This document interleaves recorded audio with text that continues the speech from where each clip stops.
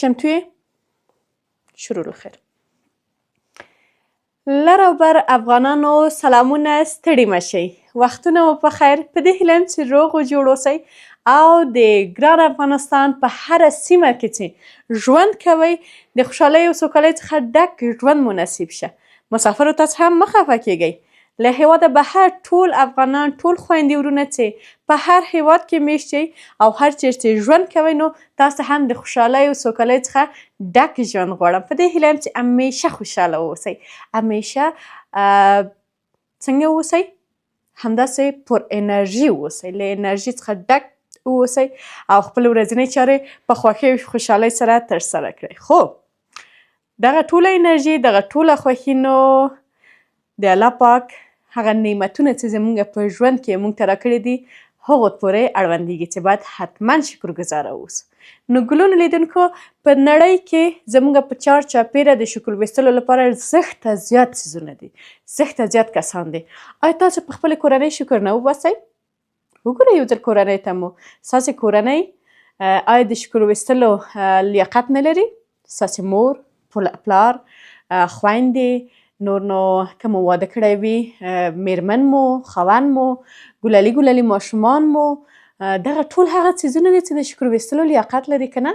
نو ډاډه یم چې تاسو هم زما خبره راسره منئ او تاییدوئ. نو په ګډه سره شکر وباسو. الله پاک دې نور هم زموږ په دنیایي نعمتونو کې برکت واچوي، که هغه زموږ کورنۍ، اولادونه او یا هم ښه دوستان، ښه ملګري دي او که چیرې هم نور دنیایي هغه څیزونه چې موږ ورنه ګټه اخلو. ګلونو لیدونکو، په پوره مینه تاسو ته ښه راغلاست وایم حسینه همدرد یوټیوب چینل ته. راځئ مخکې له دې نه چې وړاندې لاړ سو نورې کیسې وکړو. که مو یوټیوب چینل تر اوسه نه وي سبسکرایب کړی حتما یې سبسکرایب کړئ. تاسو په یو سبسکرایب وینئ اته په تلفظ باندې مې ژبه توتله کېږي، ژبه مې نښلي. تاسې به په یوه سبسکرایب شاید هیڅ هم ونه سئ، ولې ما ته مثبته انرژي رابخښئ او ما دې ته اړ باسئ چې زه زر ویډیوګانې جوړې کړم، ښې ویډیوګانې، پر کیفیته ویډیوګانې جوړې کړم او داسې موضوعات وټاکم چې ستاسې د خوښې وړ واوسي او زموږ په ټولنه کې د یو مثبت بدلون د رامنځته کېدو لامل واوسي. ښایي ډېر کم کسان زما ویډیو وګوري، ښایي په ډېرو کم کسانو باندې اغیزه وکړي، ولې زما مخاطب که یو نفر هم اوسي زه به مې خپل لارې ته، خپل فعالیت ته دوام ورکوم او هڅه به کوم چې زموږ د ګران هیواد افغانستان، زموږ د دغې ښکلې ټولنې په پرمختګ کې، په مثبت لور ته د ځوانانو په تشویق او هڅونه کې به خپل کار کوم او په دغه برخه کې به ویډیوګانې ساتم. ګلونو لیدونکو، عموما هغه وخت چې زه په رسنیو کې، په بېلابېلو رسنیو کې مې دنده درلودله، مثلا شمشاد نړیوال تلویزیون یا موبي ګروپ سره، لمر تلویزیون، طلوع تلویزیون سره او یا هم راډیوګانو سره چې ما دنده درلودله، نو عموما زه د ویاندې یا پریزنټرې په حیث میلمانه به وو زما په خپرونو کې او هغوی سره به مې خبرې اترې کولې او پوښتنې به مې ورنه کولې. د دې تر څنګ هم زما خپله رسنۍ، یعنې زما خپل د یوټیوب چینل کوم اکاونټ چې دی همیشه ځینې وخت میلمانه وي پکې، په ځینو خپرونو کې مثلا چای له حسینې سره یا پخلی له حسینې سره، په دغو خپرونو کې چې عموما میلمانه وو نو ما به د هغوی نه پوښتنه کوله. ولې نن نو زه کوربنه نه یم، زه میلمنه یم او د داسې یو ویاړلي کس چې واقعا د ژورنالیزم په ډګر کې ډېر زیات پرمختګ یې کړی دی او ډېر ښه روان دی او په داسې یو رسنۍ کې دنده لري چې ماشاءالله ډېر ښه کدرونه یې روزلي دي. ازادۍ راډیو، زه ډېری کله د ډېریو خپرونو میلمنه یې شوې یم. هغه وخت چې دلته په افغانستان کې یا په کابل کې دفتر درلود هم ورغلی یم او په بېلابېلو بحثونو کې، په بېلابېلو ښایسته او ښکلو خپرونو کې مې ګډون کړی او اوس هم چې مرکزي دفتر دلته نه لري ولې فعالیت لري، نو یو ځل بیا هم په ډېرې ښکلې خپرونه کې د ازادۍ میلمه، ډېره یو ښایسته او ښکلې خپرونه ده، راډیوي خپرونه ده او زما ډېر خوښېږي ځکه عموما داسې کسان پکې میلمه کوي چې حتما د خبرو لپاره یو څه لري. نو ما ته یې هم دغه ویاړ رابخښلی، زه واقعا ډېره زیاته مننه کوم په دغه برخه کې د ټول نه مخکې له خپل ډېر ښه استاد، همکار، دوست، رهنما او هغه کس چې ماته د ورور ارزښت لري او واقعا دغه یو لوی ویاړ او افتخار یې ماته راکړی دی چې ماته د خور خطاب کړی ښاغلی اجمل تورمان صاحب څخه ډېره مننه کوم چې د دغې خپرونې ته یې زه ورمعرفي کړې وم او د تر څنګ هغه ټول همکاران چې په دغه رادیو کې یا د تر څنګ په نورو رسنیو کې کار کوي نو ډېره مننه ورنه کوم چې تل دغسې کوشش کوي چې نوی نسل یا نوي کدرونه وروزي. دوی زموږ استادان دي او موږ ته د استادۍ ارزښت لري او واقعا په موږ ډېر ګران دي. د دوی هغه زحمتونه موږ هېڅ وخت نسو هېرولی چې د افغانستان کې یا د افغانستان په افغانستان رسنیو کې یا افغان میډیا کې دوی مثلا هغه زحمتونه یې ویستلي دي. نن چې کومې رسنۍ تاسې په ډېرو لوړو پوړیو کې وینئ، زه به نومونه ونه خلم ځکه چې رسنۍ ډېرې دي نامخته، نشي کوم یوه یې رانه پاتې سي بیا څوک خفه شي. نو نن چې زموږ دغه رسنۍ دومره پرمختګ کړی دی، د همدغو کسانو د همدغو تکړه ژورنالستانو زحمتونه ول چې هغه رسنۍ اوس په ډېر لوړ موقف کې دي، د نړۍ له یو شمېر قوي رسنیو څخه حسابیږي. نو لیدونکو ما وغوښتل چې د دې تر څنګ چې زه په دغه خپرونه کې میلمنه یم، ومې غوښتل چې دغه مرکه له تاسو سره هم شریکه کړم زما د یوټیوب چینل له لارې څخه. هغه کسان چې د راډیو د طریق نه یې اورئ هم ډېر ښه کار کوئ او هغه کسان چې زما د یوټیوب چینل له لارې څخه وینئ یا اورئ، تاسو ته هم بلنه در کوم چې راځئ په ګډه سره تر راتلونکو څو شېبو به دغه مرکه پیل سي. نو تاسو هم د خپرونې لیدونکي اوسئ، د چې زما د ژوند په هکله به دوی څه پوښتنې وکړي او زما ځوابونه به ورته څه وي، نو په ټول معلومات به زما په همدغه ویډیو کې وګورئ. راسره اوسئ لیدونکو، ستاسې ملتیا تر پایه غواړم او ښایسته کومنټونو ته مو هم په تمه یم. منتظر به اوسو چې له خیره دوی زنګ وهي او مرکه پیل کړو.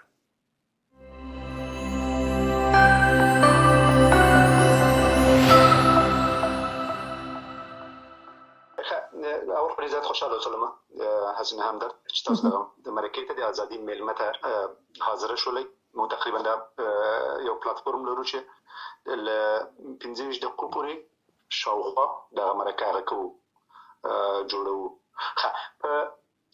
اغلی همدرد په پیل کې اوریدونکو ته په خپله ځان وروپېژنئ، څوک یاست، چیرې تولد شوي یاست، پیدا شوي یاست او لومړنۍ او نورو زده کړې مو چیرې کړي دي؟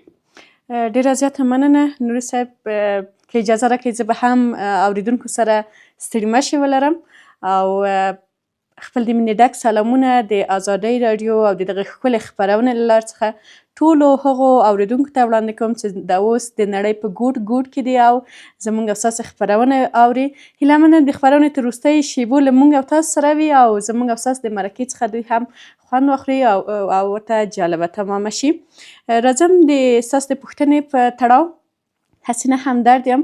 ښایي ډېری کسان مې د حسینه ذهبي په نامه باندې وپېژني ځکه له کله نه چې زه په رسني ډګر کې مې کار کړی، په همغه لومړیو کې په همدې تخلص باندې وم، ولې وروسته له دې نه چې واده مې وکړ نو ومې غوښتل چې د خپل خاوند او د دوی د قدرمنې کورنۍ تخلص ځان ته واخلم، نو د همغه دپاره هم حسینه ذهبي په حسینه همدرد باندې بدله شوله.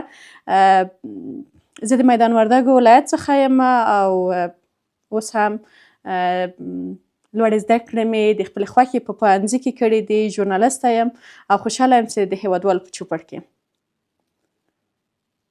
ډېر خوشحاله شوم اغلی همدرد. تاسو ویلي چې په میدان وردګو ولایت کې دنیا ته راغلي یاست، همالته مو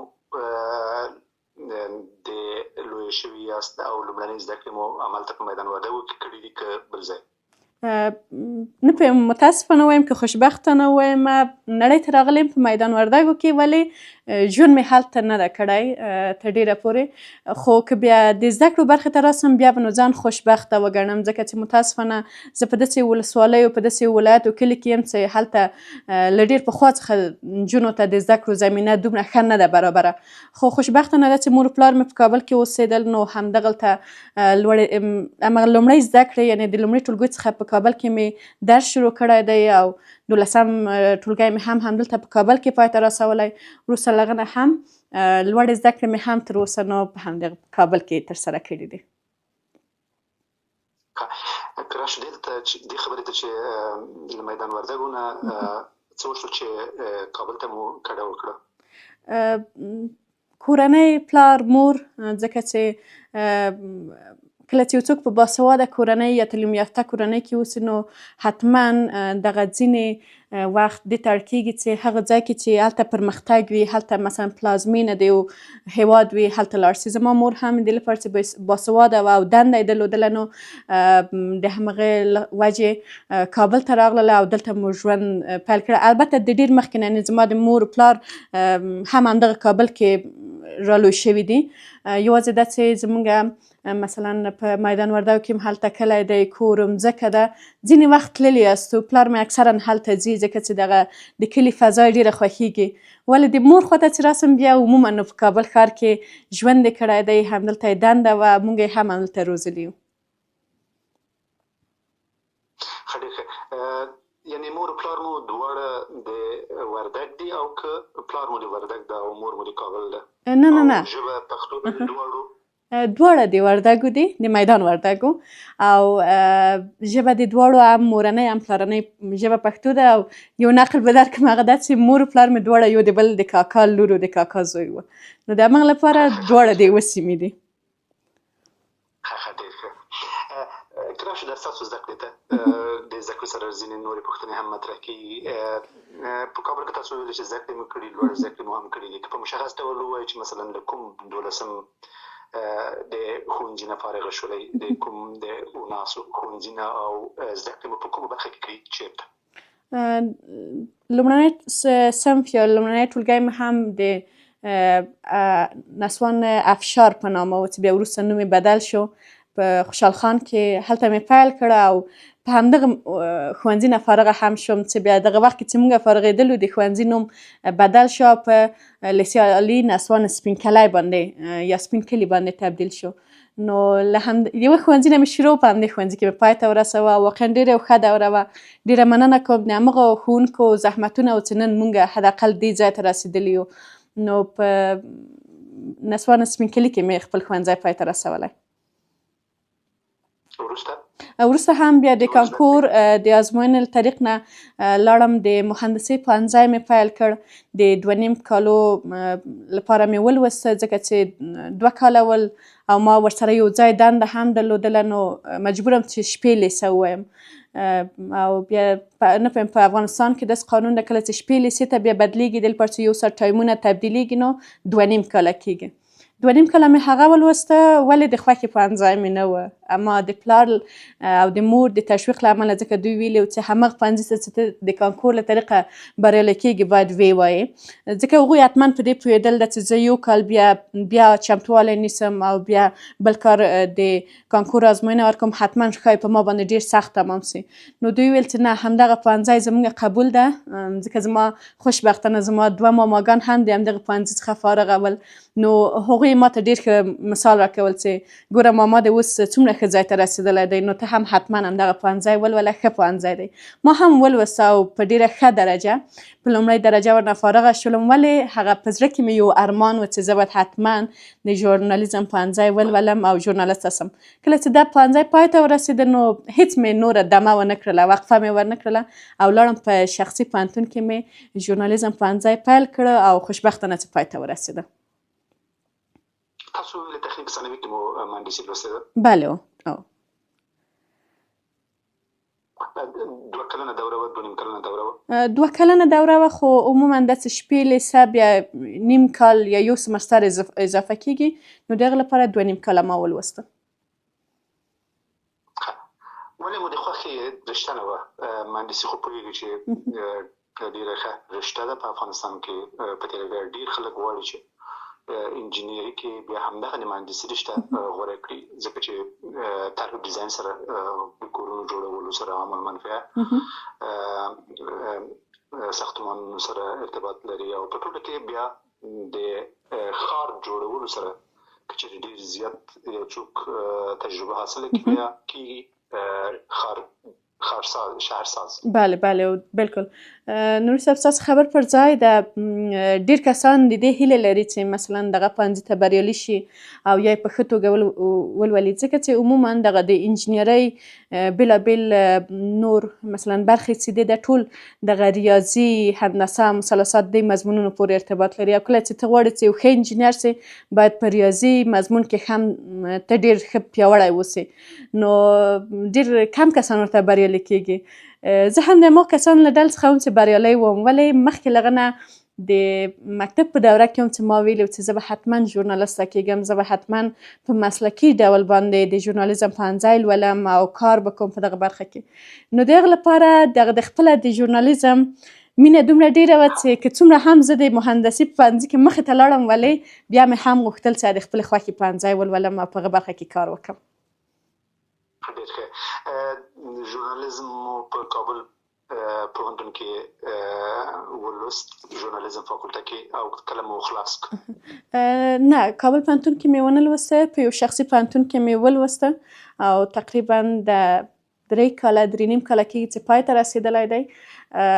ټول کارونه یې خلاص شول، مونوګراف هر څه مې هم دفاع کړل، ولې متاسفانه ده چې فعلا په افغانستان کې د نجونو لپاره د پوهنتون سندونه د وزارت لخوا څخه بند دي، نه ورکول کېږي. نو زما سند هم پاتې ده، خو ولې د پوهنتون لخوا مې 4 کلنه دوره په ډېر بریالیتوب سره پای ته ورسېدله او یعنې ځان ویلی شم چې ژورنالسته یم او بلاخره د ژورنالیزم لیسانس مې ترلاسه کړ.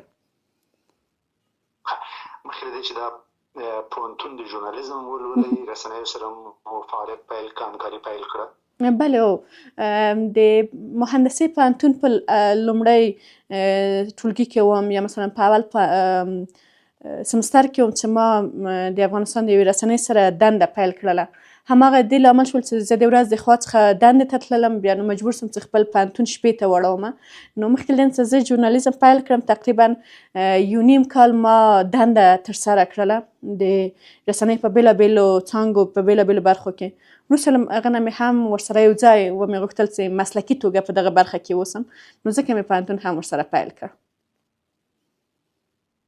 په مشخص توګه د رسنیو سره چې تاسو فعالیت کوئ په کومه برخه کې؟ راپور متهیه کوو، خبرونو آمادګي ونیولی، یا په کوم برخه کې؟ په لومړی کې ما د دوبلې له څانګې څخه پیل کړله او د دوبلې برخه کې مې کار شروع کړ. وروسته له هغه نه ډېره کمه موده کې بالاخره وتوانېدلم چې راډیویي خپرونو ته لاره پیدا کړم او همغه یې دې لامل شول چې بیا نو دغه ځینې وخت په ژوند کې د بریالیتوبونه ډېر زر د انسان مخې ته راځي او دروازه ټک ټک کوي. نو شاید تصادف ما سره هم همداسې وشول چې ډېر کمه موده کې وتوانېدل چې تلویزیوني خپرونو ته لاره پیدا کړم او د افغانستان د یو ښې رسنۍ سره تقریبا سهارنۍ پروګرام یا سهارنۍ خپرونې د ویاندې په توګه کار مې پیل کړ او د 4.5 کال لپاره مې دغه دنده ترسره کړله. دغه د بریالیتوبونو لړۍ خو به اوس ډک شوې نه وي، همداسې که روانه ده؟ ښه ده الحمدلله. په هر حالت کې باید انسان شکرګزاره واوسي او څومره چې تجربې په هره برخه کې په هر مسلک کې څوک ترلاسه کوي همغومره قوي کېږي، همغومره غښتلی کېږي زما په نظر. وروستی ځل مو کومې رسنۍ سره کار کوو او اوس تاسو یو یوټیوب چینل هم لرئ، که په دې اړه معلومات راکړئ چې څه وشول چې له رسنۍ سره مو کار پای ته ورساوه او پخپله مو یو یوټیوب چینل پرانیست؟ بله نوري صاحب، ما په وروستي ځل د موبي ګروپ افغانستان موبي ګروپ سره دنده ترسره کړله، په ځانګړې توګه لمر تلویزیون او بېلابېلې خپرونې مې په دغه تلویزیون کې مخته یوړلې چې هم د ویاندې یا پریزنټرې په توګه وم، هم وروسته له هغه نه هم د دغه تلویزیون د ډېرې سترې خپرونې لمر ماښام چې کلونو راهیسې په دغه تلویزیون کې دا خپرونه چلیږي د هغې د پرودیسرې په حیث وم. ولې وروسته له هغه نه مې البته د همغه وخت کې چې ما مثلا رسنۍ سره کار کوه ما غوښتل چې یو یوټیوب چینل هم ولرم، ځکه چې څومره چې نړۍ پر مخ ځي باید حداقل موږ هم که ورسره سیال کېدلی نه شو حداقل کوشش خو کولی سو. او اوس ټوله نړۍ په دې باندې څرخیږي چې په ټولنیزو رسنیو کې فعاله واوسي او د ټولنیزو رسنیو له لارې څخه خپل پیغام تر نورو پورې ورسیږي. په افغانستان کې هم اوس ګرچې مینوال مخاطبین ډېر شوي دي، ولې کارکوونکي کم دي د ټولنیزو رسنیو په ځانګړې توګه یوټیوب کې وښیو. نو همغه دې لامل شول اوس د تلویزیون او د راډیوګانو مینوال شته، ولې ډېری کسان ځکه اوس دغه سمارټ ټلیفون د هر چا سره ده، نو په ټولنیزو رسنیو کې مخاطبین ډېر وي یا لیدونکي او اورېدونکي. ما هم وغوښتل چې یو یوټیوب چینل ولرم او همغه دې لامل شول چې د افغانستان په رسنیو کې دا قانون دی هغه څوک چې په رسنۍ کې فعاله دي نه باید په شخصي رسنۍ ولري یا شخصي یوټیوب چینل کې فعاله اوسي. نو ما هم د دې لامل شول چې ومې غوښتل ما ویل راځه نو اوس مې چې دا کار شروع کړی په ډېر زحمتونو سره باید پر مخ یې یوسم، ځکه مې نو رسنۍ سره یا لمر ټلویزیون یا موبي ګروپ سره نور مخکه وکړله، د شاید یو څه مودې لپاره، شاید د همیش لپاره استعفا مې ورکړله او ومې غوښتل چې خپل یوټیوب چینل مخې ته یوسم. څومره وخت کېږي چې دغه یوټیوب چینل مو پرانیستی ده؟ یو نیم کال کېږي، شاوخوا شاید له یو نیم کال څخه هم لږ څه ډېر چې کار مې شروع کړی ده. له رسنۍ سره معمولا چې څوک کار کوي ځینې امتیازات هم ترلاسه کوي، ثابت امتیازات البته میاشتني. آیا دا مو سنجولې وه چې که چېرې خپل یوټیوب چینل پرانیزئ هغه امتیازات له لاسه ورکوئ؟ آیا له اقتصادي پلوه مو دا سنجولې وه چې اوبه کولی شئ چې د خپل ځان لپاره د همدغه یوټیوب چینل له لارې نفقه پیدا کړئ؟ بلکل نوري صاحب، یو څه ده چې ځینې وخت باید د ځینې کارونو د پرمختګ لپاره له صفر نه شروع وکړو او ښایي ما هم له صفر څخه شروع کړي اوسې. د یو څو میاشتو لپاره ډېره راته سخته وه، ځکه له صفر نه مثلا ته تر یو څو زینو یا پوړیو پورته کېږي او بېرته کښته کېږي له لومړۍ زینې څخه، هغه هم په یوازې توګه په نشت امکاناتو باندې. یوازې دا ده چې تجربه در سره ده، یوازې دا ده چې مینه، شوق او علاقه در سره ده. او د دې ترڅنګ یو بل څه هم د شاید ډېری کسان هم دا وي په افغانستان کې، هغه کسان چې یوټیوب چینل لري یوازې یوټیوب ترڅنګ هم پیسې یا عاید دغه دوو شیانو ته فکر کوي. ولې په کوم ذهنیت، په کوم فکر چې ما یوټیوب چینل پیل کړی دی او شروع کړی مې ده، هغه نو دغه د مادي امتیازاتو نه لږ څه متفاوته ده. هماغه ده چې مثلا تل زه هڅېږم چې په دغه برخه کې کار وکړم. په افغانستان کې د پښتو ژبې په برخه کې په سوشل میډیا کې یا مثلا په ټوله کې که رسنۍ حتی وښیو، ډېر کم کسان دي چې فعالیت لري تر څو سوچه اصیله پښتو ژبه باندې کار وکړي، فعالیت وکړي، د نوي نسل لپاره حتی حداقل د هغوی لپاره د کار زمینه برابره کړي. ما هم یوټیوب چینل جوړ کړ او ومې غوښتل چې یو ادرس اوسي د هغو پښتنو لپاره چې غواړي چې په کورنۍ کې کله چې په یو رسنۍ کې یو څوک خبرې کوي، د کورنۍ غړي یا نوي ماشومان، نوی نسل په ځانګړې توګه هغه کسان چې د هېواده بهر میشت دي، نو هغوی نو ورو ورو ماشومان یې د دې لپاره چې مجبوره دي چې د همغه هېواد ژبه زده کړي، هغه خپله مورنۍ یا پلارنۍ ژبه ورو ورو هېروي. ما په دغه هوډ باندې یوټیوب چینل پرانیسته او ومې غوښتل په یو تلویزیون کې چې کله موږ خپرونه وړاندې کوو مجبور یو د همغې رسنۍ د پالیسي په اساس باندې موږ خپرونه مخې ته یوسو. ولې ځینې وخت به ځینې بندیزونه هم ول، مثلا په هره رسنۍ کې ځان ته یو قانون، ځان ته یو پالیسي لري او کله کله به دغه پالیسي دې لامل شول چې زما مثلا خوله به یې نوره بنده کړله. زه به نشم کولی چې هغه څنګه چې زه غواړم د ښځینهو لپاره، د نجونو لپاره، د نوي نسل لپاره، زموږ د خویندو میندو د ښه ژوند لپاره خبرې وکړم. ولې دا به د رسنۍ پالیسي نه وه. نو ځکه ما وغوښتل چې باید یو څه مې اوسي چې خپل اوسي او حداقل زما وکړی سم چې راحته خپل ذهنیت، خپل فکر جاري وساتم او تر هېوادوالو ورسوم. ستاسو په یوټیوب چینل بیا هم خبرې وکړو، تاسو د ماشومانو خبره وکړله چې په خپله مورنۍ ژبه باندې دوی وکولی شي زده کړې وکړي، دوی یوه منبع ولري چې له هغه نه هم زده کړې حاصلې کړي. که تاسو ستاسو شخصي ژوند ته واده مو کړی ده او اولادونه لرئ؟ بله، ما واده کړی دی او خوشبختانه د الله پاک شکر دی چې د دوه ماشومان لرم.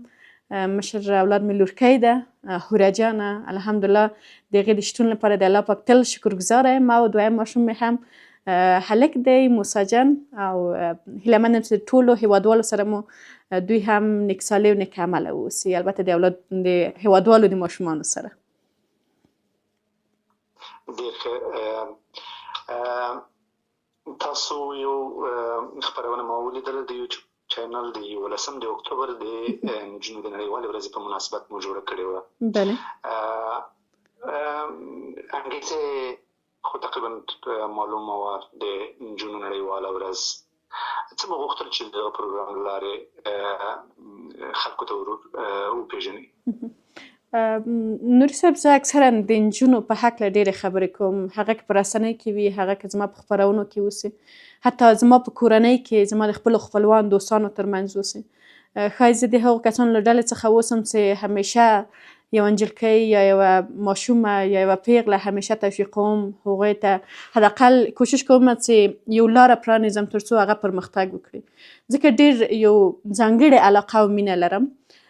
نو د هغه لپاره دا یې دې لامل کېږي چې زه همیشه نجونې وستایم. د نجونو لپاره که هغه د ماشوم ورځ وي، که هغه د نجلۍ ورځ وي، که هغه د ښځو ورځ وي، یا هم د زما د لور یا مثلا یو نجلکۍ چې زه پیژنم، ولو که هغه زما ملګرې وي، زما د کورنۍ د غړو څخه وي، زما د فامیلونو څخه اوسي، حداقل د هغې د کلیزې مبارکي ورکړم تر څو هغه نجونې، یعنې زما د اولاد نه شروع، زما نه شروع تر ټولو نجونو پورې دغه احساس ترلاسه کړي چې موږ یو چا ته ارزښت لرو، که هغه زما کورنۍ وي یا زما دوستان. نو د هغې لپاره زه دغسې خپرونو کې عموما دا پیام کوشش کوم چې نورو هېوادوالو ته یې وړاندې کړم چې د نجونو لپاره که ټول کال موږ مثلا نسو کولی یوه ډالۍ ورته واخلو، موږ نسو کولی چې مبارکي ورکړو، حداقل د یوه ورځ خو ځانګړې ورته کولی سو کار وکړو، حداقل د یوه ورځ هغوی خوشحاله وساتو، یوه ورځ د یو پلار په حیث، د یو ورور په حیث، د یو خاوند په حیث یا د یو زوی په حیث کولی سو چې مثلا هغه خپله مور، خور، میرمنه، لور دا وستایو، تشویق یې کړو، یو ډېر ناچیزه ډالۍ اوسي، ډېره مثلا په ارزانه بیه اوسي، ولې داسې په مینه یې هغوی ته ورکړو، داسې یو ښه خبر هغوی ته ووایو، نو زه ډاډه یم چې هغه به ډېر یو ځانګړی احساس ترلاسه کړي. ځکه زه خپله یوه نجلۍ یم، یوه میرمن یم، زه دا ښه درک کولی شم چې کله چې د خپل ګاونډیو، خپل چار چاپېل د خپلوانو، عزیزانو له لورې څخه زه مینه ووینم، زه څومره ښه احساس ترلاسه کوم. نو همغه احساس پر باندې زه کوشش کوم چې نورو میرمنو ته، نورو ښځینهو ته، نورو کورنیو ته دغه پیغام ورکړم چې نجونو ته مو مینه ورکړئ، خویندو ته، لورانو ته، میرمنو ته مو، میندو ته مو مینه ورکړئ، تر څو هغوی داسې یو نسل وروزي چې هغه مینه ناک اوسي، هغه مثلا جنګ جګړې خوښې نه سي، هغوی هم همداسې ښه ذهنیت ولري. په دغه اساس باندې زه کوشش کوم چې اکثرا دغسې ورځې تجلیل کړم، ویلمځم، ښایي ډېر په کمو امکاناتو باندې برابرې اوسي، ولې کوشش کوم چې یو ښه پیام نورو کورنیو ته ولرم. د مناسبې ورځو نه پرته دغه سوژې چې تاسو انتخابوئ، آیا دا هم تر ډېره د نجونو او د ښځو له ژوند سره تړلي، او که په نوره مسایلو باندې هم تاسو خپرونې جوړوئ، نورو ټولنیزو مسایلو، اقتصادي مسایلو، کلتوري، فرهنګي، همداسې نور؟ نوري صاحب، زما په یوټیوب چینل کې زما بېلابېل خپرونې دي او هره خپرونه ته مې هم هغه برخې بېلې کړي دي. مثلا یوه خپرونه لرم پخلی له حسینې سره، چې هغه کې زه غواړم چې هم افغاني هم بهرني خواړه او پخلی واوسي. دا نو مرسته کوي هم له ورونو سره، هم له نجونو سره، هم هلکانو سره. مثلا زموږ ډېری هېوادوال هلکان دي، ورونه دي چې هغه مسافر دي، او غواړم چې د هغوی لپاره پخلی وکړم. ډېری کسان د مور د لاس یا د خور د لاس دغه پخلي په اشتیا اوسي او یادېږي. نو زه وایم همیشه دا پیام هم ورکوم چې ښایي تاسې کلونه خپل وطن ته بېرته رانسئ، نو تاسو به په همدې ارمان باندې اوسئ. وایي ژوند دنیا په ارمان خوړل شوې ده. نو زه د هغه لپاره وایم چې دوی د هم زده کړي، یو ښه پیام اوسي، ټوله طریقه یې په ډېره ساده او اسانه بڼه ورته وښایم، تر څو هغه ورونه خپله نو لاس په کار شي، پخلی زده کړي. او د دې تر څنګ د افغان نجونو لپاره مې اولا په خپله پخلی کوئ، په دغه چې کله صحنه ثبتوئ؟ بله مکمل مثلا پخلی کوم، هغه ټول وسایل ورته چمتو کوم، بیرته ورنه ویډیو اخلم، ریکارډ کوم او هغه هېوادوال لپاره نشروم. ښه، په غذاګانو په ډوډۍ کې کوم ډېر زیات خوښېږي؟ نوري صاحب، زه بېکبره یم، ولې یو څه ده، دغه د وریجو سره مې هېڅ علاقه نشته. غیر د وریجو نه، د وریجو پخول مې هم نه خوښېږي او خوړل مې هم نه خوښېږي. نو نور هر څه مې خوښېږي، هم بهرني خواړه اوسي، هم زمونږ د هېواد بېلابېل سمتونه ډېر ښه خوندور خواړه لري چې واقعا یو نوی لذت، یو نوی طعم وي په هغه کې. نو زه هم کوشش کوم، ښایي ډېری خواړه مې نه وي زده، ولې زه پوښتنه کوم له نورو مېرمنو څخه، مثلا ښې طریقه زده کوم، هغه یو ځل دوه ځلې له ځان سره پخوم، د کورنۍ په غړي باندې تست کوم، په ځانګړې توګه په خاوند باندې مې بیا چې هغه ښه ډاډ راکړه چې ښه خوندور دي. وروسته له هغه نه بیا زه ویډیو ثبتوم او هغه پخلی کوم او لیدونکو ته یې هم ورښیم چې تاسې په دغه طریقه هم خویندې هم ورونه ډېری بهرني خواړه دي چې زموږ افغان نجونې که هغه زده کړي ډېر راحته کولی شي چې له بار بار تکرار د هر ورځ چې شوروا پخه کړي، هر ورځ چې قورمه پخه کړي، یو نوي خواړه دې پخه کړي تر څو چې کورنۍ هم ورنه خوشحاله اوسي او یو نوی طعم وڅکي. لیدونکي خو به ستاسو هغه ځای دي هغه وګوري خواړه ما خوند به څه پوه شي.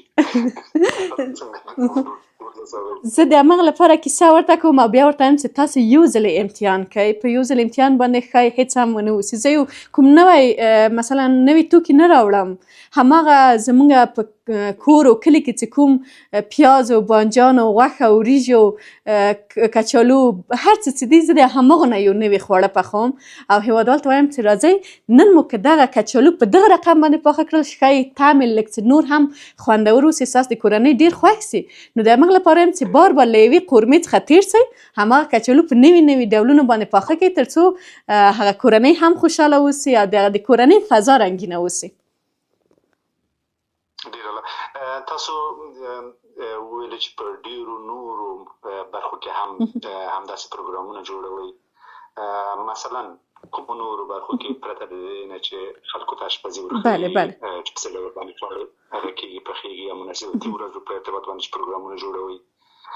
نور د دې تر څنګ نوري صاحب یو بله خپرونه مې ده چې په هغه کې ځینې وخت زه میلمانه راغواړم چې هغه ځانګړې خپرونه ده، مثلا یا په 2 اونیو کې یو ځل نشریږي یا په میاشت کې یو ځل نشریږي، ځکه ځینې وخت امکانات نه وي او زما د خپرونې عموما میلمنې هم ښځینه وي یا نجونې اوسي، نو یا یې زه رادعوتوم په لایف توګه، مثلا هغه چیرې چې زه ثبت کوم هلته ورسره خپرونه ادا کوم او یا هم د سکایپ له لارې څخه. او د دې تر څنګ یو بله خپرونه ده چې نوی مې کار پې شروع کړی دی او څو خپرونې مې هم اپلوډ کړي دي، هغه دا ده چې د ارواپوهنې په برخه کې یا د ماشوم د تربیې په برخه کې او د دې تر څنګ د ویاندویۍ یا مثلا ویناوالۍ د هنر په برخه کې زه لیدونکو ته معلومات ورکوم، هغه اساسي ټکي ورته ښکاره کوم تر څو وکړی سي په خپل ژوند کې عملي کړي، په خپل ژوند کې پلي کړي او یو ښه ګټه ترلاسه کړي. یعنې دغه 3 وړه موضوعات په ځان کې لري، هم د ماشومانو لپاره یا د نوي نسل د تربیې لپاره، هم د دې لپاره چې مثلا څنګه ځوانان وکړی سي چې ښه ویناوال واوسي او د دې تر څنګ هم څومره موږ کولی شو په دغه ټولنه کې مثبت نقش ولرو. دغسې موضوعات په ځان کې لري چې نوی مې کار پې شروع کړی، ولې غواړم دوام ورکړم. یو څه ده چې ښایي لیدونکي هم اوسي، زه د هغه وخت نه چې یوټیوب ته راغلی یم او په بېلابېلو پلتفارمونو کې زما خپرونې ثبت کړي دي، زه وینم چې د کومو خپرونو لیدونکي ډېر دي. د دغه خپرونه چې ما په ډېر علاقې سره پیل کړې ده او ګورم چې لیدونکي کم دي، یعنې په دې باندې موږ پوهېږو چې زموږ هېوادوال یا زموږ ټولنه څومره اړتیا لري چې باید د ماشومانو د ځوانانو نوي نسل د تربیې روزنې په برخه کې ورته خپرونې جوړې سي. د دې لپاره چې که چیرې دوی علاقه ښودلی، په دې معنا چې د دوی زده دي یا مثلا دوی عملي کوي، ولې دا چې دوی علاقه اورېدلو او لیدلو ته نه لري، په دې معنا چې زموږ ټولنه متاسفانه د دغې برخې نه ډېره لرې ده. نو د هغې لپاره خیر کې لیدونکي کم دي، ولې زه به هڅه کوم چې په دې برخه کې ډېرې خپرونې ولرم. د لیدونکو هغه فیدبک یا په اصطلاح اکسلمنونه مو چې اخیستي څه ډول دي؟ حتما کله چې تاسو دغه خپرونې چې جوړوئ نو حتما ډېرې ستاینه به یې کېږي، ځکه چې لکه څنګه چې تاسو یادونه وکړله ډېر خلک هم دې ته تږي دي، مثلا په تېر به د پخلي په ارتباط باندې یا ځینې نور چې تاسو یادونه وکړله په ټوله کې مثبت دي دغه اکسلمنونه؟ ښه دي نوري صاحب. یو څه ده چې اوس که موږ خلک په څو برخو باندې وویشو، ځینې وخت داسې یو کومنټ ته ترلاسه کوي چې یعنې وایي چې زه باید هېڅ یوه شېبه هم بېکاره کېننم، لا باید وهڅېږم، لا باید خپرونې جوړې کړم، لا باید موضوعات را پیدا کړم او هېوادوال ته دغسې خپرونې جوړې کړم. ولې ځینې وخت داسې یو څه لولې چې وایي چې یعنې زموږ مثلا څومره اوس هم وروسته پاتې یو، ځینې خلک ډېر یو عجیبه او غریبه کلمې او الفاظ وکاروي کله کله مونږ د زده کړو نه چیغې وهو چې باید زده کړې وکړو، پوهه ترلاسه کړو، دا وکړو. مثلا دا اوس په افغانستان کې یم او په افغانستان کې د هلکانو لپاره ښه د درس او زده کړې او پرمختګ زمینه برابره ده، ولې د همغه هېوادوال له لورې به ته داسې یو کومنټ ترلاسه کړې چې وایي به څه ضرور چې اوس ته راغلی په سکرین باندې او یا هم خپرونه ثبتوي او یا هم مثلا د دوی خپل اصطلاح چې وایي چې په یوټیوب کې کار کوي او یا هم وایي چې یعنی ډېر عجیب و غریبه نظریې او خبرې به د خلکو له لور څخه وایي. بیا زه داسې وایم که چیرې رسنۍ ښه نه وي، که چیرې یوټیوب ښه نه وي، که چیرې فیسبوک، انستاګرام یا هر دغه سوشل میډیا رسنۍ چې وي، نو موږ او تاسې ولې تعقیبوو؟ خو هلته یې تعقیبوو، هلته ټوله ورځ ټلیفون مو په لاس کې دی، په همدغه فیسبوک او یوټیوب او نور دغه سوشل میډیاو کې یو. هلته کله چې یو کس راجګېږي، یوه کورنۍ راجګېږي، په ډېر زحمتونو، په کمو امکاناتو کار کوي، فعالیت کوي او خپرونه وړاندې کوي، ښایي هغه که ستا لپاره موثره نه وي، د 5 نورو نفرو لپاره موثره وي.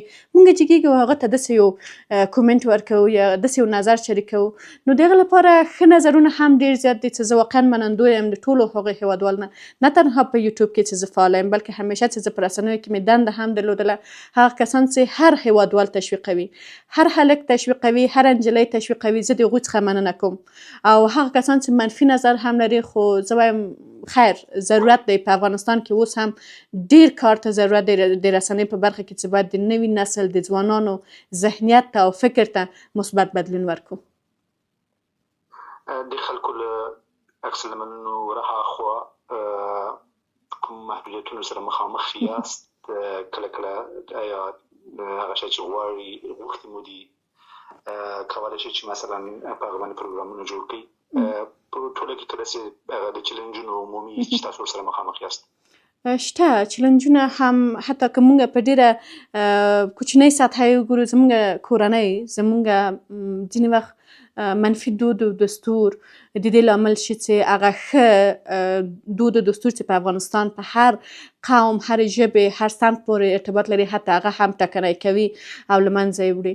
او که چیرې په لوړه سطحه باندې وګورو، موږ همدغه مثلا حتی په رسنیو کې چې نجونې یا ښځینه وي یا موږ کار کوو، د رسنیو له خوا څخه چې کوم محدودیتونه دي، د دغه ټولنې د وګړو له لورې چې کوم محدودیتونه دي، ځینې وخت هغه څه چې ستا په ذهن کې وي په ډېر راحته باندې نسي کولی وړاندې کړي. نوري صاحب، زما په خپرونه کې اکثرا ګزارشونه زه نه لرم، اکثرا زه د کوره بهر خپرونې نسم ثبتولی، ځکه لامل یې دا دی چې زه نه پوهیم ټولنه مو نه ده چمتو. تر اوسه هم موږ دغه لید نه لرو چې کله په یو ټولنه کې یا په یو بازار کې، په یو ځای کې، په یو نندارتون کې، په یو کتابتون کې، هر داسې ځای چې اوسي، چې یو پیغله، یو مېرمنه راسي هلته یو ګزارش ثبت کړي، د هېوادوالو لپاره مو دغه کار عادي اوسي. تر اوسه هم نه ده عادي. مثلا کلونه په افغانستان کې څومره رسنۍ دي، که هغه په تصویري بڼه دي، که هغه په غږیزې بڼه دي یا ثبتي بڼه دي، مثلا زښته زیاتې رسنۍ دي، ولې هېوادوال مو تر اوسه هم نه دي چمتو؟ دغه محدودیتونه ځینې وخت د دې لامل کېږي چې انسان نشي کولی په راحته باندې هغه څه چې په ذهن کې دي، هغه موضوع چې ټاکلی ده، د هغې په اساس باندې کار وکړي، تحقیق وکړي، پلټنه وکړي او یو ښه شی وړاندې کړي، یو ښه خپرونه ثبت کړي. نو شته محدودیتونه، شته په هره برخه کې شته، د هر چا له لورې څخه شته، ولې زما په نظر باید کار وشي، مبارزه وشي. زه دا اوس د خپل کوره کار کوم او د خپل کوره دومره تولید کوم، دومره محتواوې پیدا کوم او ټولوم او جوړوم یې، په یوازې توګه مې شروع کړې ده. یعنی هیڅ همکار په دغه برخه کې نه لرم، یوازې هغه څه دي چې زه ځان خوشبخته ګڼم چې زه په دې برخه کې مې مسلکي زده کړې کړي دي او همغه یې د لامل شوي چې ما ته مثلا زه د یوه کس نه څو کسه جوړه شوې یم، ځکه د خپرونې ثبت، د خپرونې ایډیټ، مثلا پرودیسري برخه یې، پرزنټ برخه یې، دا ټوله زه پخپله کوم. نو د هغې لپاره محدودیتونه شته 100%. ډېره اغلې همدرد، مخکې چې موږ تاسو سره خبرې کولې، تاسو نور په فرهنګي برخه کې لیکوالۍ په برخه کې هم فعاله یاست، یو کتاب مو هم چاپ کړی دی، که په دې ارتباط لاندې راته ووایئ چې کتاب مو پر څه څرخي؟ بله نوري صاحب، ما کلونه وړاندې یو کتاب ولیکه خپلې لورکۍ ته، ځکه ما مخکې په خپلو خبرو کې ویلې چې زه دغه د نجلۍ له طبقې سره یا د یو ناست د طبقې سره یو ځانګړې مینه لرم او ډېر زیات راته ارزښت لري. د هغې لپاره نو د لور لپاره مې د هورې لپاره ما یو کتاب ولیکه په 2 برخو باندې څرخي چې هم نظم ده هم نثر ده او په نثري برخه کې د هورې یا د لورکۍ مې د ژوند تقریبا 120 ساعته دي. هغه وخت دا په روغتون کې وه کله چې نوې نړۍ ته راغله او همغه وخت نه د مور احساس د لور احساس او د دوی ترمنځ دغه ښکلې او سپېڅلې اړیکه چې ده دغه ما پکې لیکلي دي په هکله او د ترڅنګ هم د نظم برخه کې هغه احساس هغه لید چې ما د خپلې لور په وړاندې درلود د الله پاک د دغې راکړې تحفې په هکله مې درلود دغه مې پکې راغونډ کړله او دا مې د هورې یا د خپلې لورکۍ مې د لومړۍ کلیزې په مناسبت ورته چاپ کړ ځکه زه حیرانه وم چې هغې ته څه ډالۍ ورکړم. دا شاید ډېری میندې یا پلرونه چې زموږ او ستاسې غږ اوري شاید ما ښه درک کړي چې دا ډېره سخته وي کله چې ځان سره فکر کوي چې اولاد ته دې څه تحفه ورکړي. اولاد داسې یو څه ده چې که ټوله نړۍ هم په ډالۍ کې ورکړي بیا هم ښایي کمه وي. ولې ما غوښتل همیشه چې داسې یو ډالۍ اوسي چې هغه معنوي ارزښت ولري. کلونه هغه هوره په یاد ولري کله چې مشره شي کله چې پوه شي هوښیاره شي نو پوه شي چې مور یا پلار یې په لومړنۍ کلیزه کې داسې یو ارزښتمند څه هغې ته ورکړي دي چې د یو اثر په توګه یې هغه ساتلی سي. نو لومړنی کتاب مې ولیکه خوشبختانه او چاپ ته هم ورسېده د هورې لپاره. ډېر ښه. لومړنۍ ډالۍ مو چې داسې وي خو هغه ډالۍ خو هر کلیزه کې باید تاسو نورې ډالۍ هم ورکړئ بیا مو باید دوام ورکړئ. دوام مې ورکړ ولې متفاوته بڼه باندې د هورې لپاره مې د فعلا لپاره بس کړل یعنی د چاپ برخه مې بس کړله. ښایي داسې یو څه ولیکم چې نور نو یو خو همدغه یو کلنۍ ما ته ډېر ارزښت درلودله بل به هغه وخت ما ته ډېر ارزښت ولري چې زما لور له ښوونځي څخه فارغه شي. تر هغه وخته به زه ورته لیکم او هغه وخت به زه انشاءالله د دې د ښوونځي څخه د فراغت په ډالۍ کې به زه دغه ورته ډالۍ کړم او د هغې تر څنګ مې هم په نورو برخو کې لیکنو ته دوام ورکړ. ښایي د پښتو ادب په برخه کې زه ډېره نیمګړې اوسم زه ډېره تر اوسه هم شاګرده یم او نو هڅه کوم کوشش کوم د استادانو د مشورې سره سم څه نه څه به ولیکم او اوس هم د خپل دویم کتاب باندې بوخته یم. غواړم چې یو متفاوته څه ولیکم او انشاءالله په وخت سره به کله چې چاپ ته ورسېده بیا به د موضوعاتو په هکله هم هغه وخت خبرې وکړو. ډېر اعلی. که راشو په ژوند کې داسې لحظې د سړي مخې ته راځي چې هغه بالاخره په خوږې یا په ترخې خاطرې باندې بدلېږي. کله خوږو پیل کړو خوږه خاطره مو په ژوند کې کومه ده یا خوږې خاطرې؟ زښته زیاتې دي الحمدلله. زه شکرګزاره یم د الله پاک په خپلې کورنۍ باندې. زه همیشه دوستانو ته هم دا پیغام ورکوم چې کورنۍ ته باید ډېر زیات ارزښت ورکوم په ځانګړې توګه کله چې شریک ژوند پیل کوو. دا پیغام مې عموما خپلو خویندو ته دی ځکه چې په افغاني ټولنه کې اوس بخښنه غواړم خاطره به دا وي ځکه همدغه باندې چرخې تاسې ویلې چې خاطره نو زه اوس حیرانه یم چې څه ووایم. د ژوند هره شیبه خوږه خاطره ده زما په نظر همدا د خپلو ماشومانو سره یوه شیبه تېرول هم خوږه خاطره کې راځي. مثلا زه وایم په لومړي ځل چې زما په سکرین باندې یو خپرونه مخې ته یوړلم زما یو ډېره خوږه خاطره ډېر جالبه خاطره د ژوند وه او د دې تر څنګ هر موفقیت چې موږ ترلاسه کوو په لومړي ځل چې زه کله د پوهنتون څخه فارغه شوم یا د خپلې خوښې پوهنځي کې چې اوله ورځ ما تېره کړله هغه هم ماته ډېره ارزښتمنه خاطره وه. یعنې ډېرې دي الحمدلله خوږې خاطرې هم د ژوند ډېرې دي. او ترخې او تر ټولو ترخه تر ټولو ترخه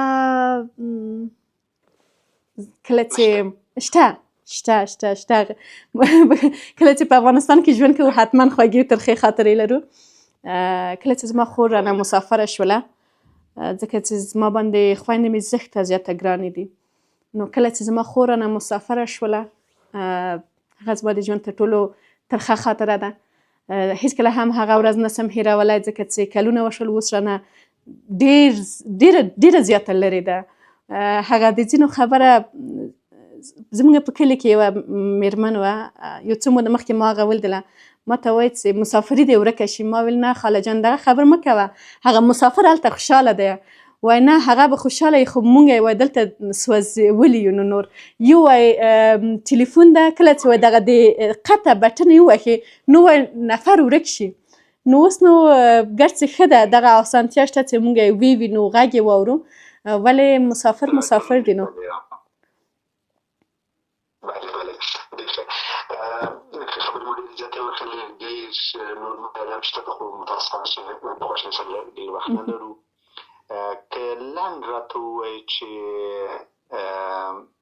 نجونو ته ځوانانو ته څه پیغام لرئ ډیره مننه کوم نوري صاحب واقعا زیاته مننه له تاسو څخه چې ماته مو وخت راکړ په دغه ښکلې خپرونه کې چې زه هم څه نه څه خبرې ولرم او هیله منم چې هیوادوالو لپاره مې ارزښتمنې خبرې کړې اوسي پیام مې هم د ټول نوي نسل لپاره دی د ټولو همزولو لپاره هلکان یا نجونې اوسي وایم چې هیڅکله هم باید هڅه ونه کړو چې حداقل د ژوند یوه شیبه مو هم بیکاره تیره سي یا مثلا داسې تیره سي چې موږ ته ګټوره ونه اوسي حداقل کوشش باید اول دا وکړو چې نورو ته ګټه ورسوو که نورو ته ګټه نسو رسولی حداقل ځان ته خو یو څه ګټه ورسوو د ټولو شته امکاناتو څخه باید د خپل ځان او د خپلې کورنۍ خپل چار چاپېریال په پرمختګ کې ګټه واخلو ولو که هر څومره ستونزې اوسي هر څومره ستونزې یعنې زما په دې خبره کې هر څه راځي هر څومره بندیزونه چې اوس د نجونو په مقابل کې دي یا د هلکانو په مقابل کې د کورنیو په مقابل کې ولې باید هڅه وکړو د ځان لپاره چې ځان وروزو په اسلامي برخه کې ښه ځان تکړه کړو او له خپل یعنې پوهه ترلاسه کړو په هره برخه کې چې کېږي دغه پیام مې ټولو هیوادوالو ته دی له بیکاره ناستې څخه له بیکاره قصو څخه له بیکاره ناق چکرونو څخه ډډه وکړو ځکه هیڅ هم په لاس مو نه راځي ولې که چیرې په ورځ کې مو یوه ورقه یوه پاڼه کتاب ولوسته نو ډاډه به باید اوسو چې هغه ورځ مو ګټوره تېره شوې ده نه هسې عبث نو ډېره مننه کوم له تاسو څخه له ټولو هیوادوالو اورېدونکو څخه ډېره زیاته مننه حسینه همدرد یوټیوب چلوونکې د ښځو د چارو فعاله لیکواله او ژورنالیسته ډېره مننه دا چې په دې خپرونه کې مو راسره ګډون وکړي یوه دنیا مننه خوشحاله اوسئ له تاسو څخه هم ډېره مننه کوم ډېره زیاته مننه قدرمن لیدونکو چې تر دې دمه راسره وئ او د ازادۍ راډیو نوري صاحب اجمل تورمان صاحب او د ازادۍ راډیو له ټولو تکړه ژورنالیستانو او چلوونکو څخه هیله منم چې خوشحاله اوسئ او له تاسو څخه هم ډېره زیاته مننه کوم چې د خپرونې تر وروستیه راسره مل وئ هیله منم چې دغې مرکې نه مو خوند اخیستی اوسي او تاسو هم په زړه پورې تمامه شوي اوسي خوشحاله ارامه اوسئ زه به هم خپله خپرونه پای ته ورسوم ښایي خپرونه هم لږ څه اوږده شوې اوسي ولې ډېره مننه چې تر وروستیه مو راسره ولیدله او ومو اورېدله خوشحاله ارامه سوکاله اوسئ همیشه ټول هیوادوال ټول افغانان په خپلو دعاګانو کې یاد ساتئ د یو ودان آزاده آباده او لوی افغانستان په هیله خدای په امان